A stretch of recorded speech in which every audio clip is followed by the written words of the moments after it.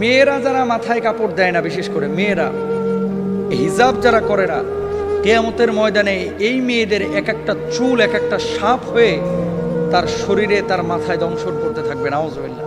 বড় কঠিন বিষয় ভাই। নামাজ পড়া ফরজ, রোজা করা ফরজ, হজ করা ফরজ, যাকাত দেওয়া যেমন ফরজ, পর্দা করা ছেলেদের এবং মেয়েদের তেমনই ফরজ।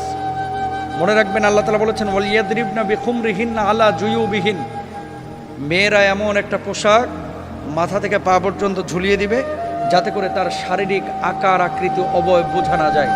আজকে সামান্য একটু ফ্যাশন করার জন্য, নিজেকে জাহের করার জন্য, প্রেজেন্ট করার জন্য, মানুষের সামনে আমার সিল্কি চুলগুলোকে প্রকাশ করার জন্য আজকে আপনি যে পর্দার খেলাফ কাজটা করতেছেন, এই সিল্কি চুলগুলোই কিয়ামতের ময়দানে এক একটা ওই রাসেল ভাইপারের মতো আক্রমণাত্মক হয়ে যাবে। এই চুলগুলো আপনাকে মাথার উপরে দংশন করবে। কেন আমরা বুঝি না? ছেলেরা এবং মেয়েরা দুপক্ষকে পর্দা করতে হবে, চোখটাকে অবনমিত রাখতে হবে। মেয়েদের পর্দা তো পুরো শরীর, আর ছেলেদের পর্দা হচ্ছে নাভি থেকে নিয়ে হাঁটু পর্যন্ত। এই অংশটা যদি এক চুল পরিমাণ কেউ খোলা রাখে, আল্লাহর আদালতে তারা দাঁড়াইতে হবে।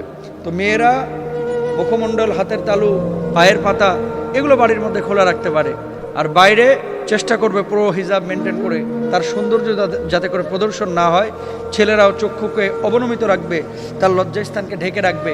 এমন কোনো প্যান্ট ছেলেরাও মেয়েরা ব্যবহার করবে না যেটা জড়সড় শারীরিক আকার আকৃতি বোঝা যায়, ফিজিক্যাল স্ট্রাকচারটা বোঝা যায়। এটা সম্পূর্ণরূপে হারাম। আল্লাহ বোঝার তৌফিক দান করুন।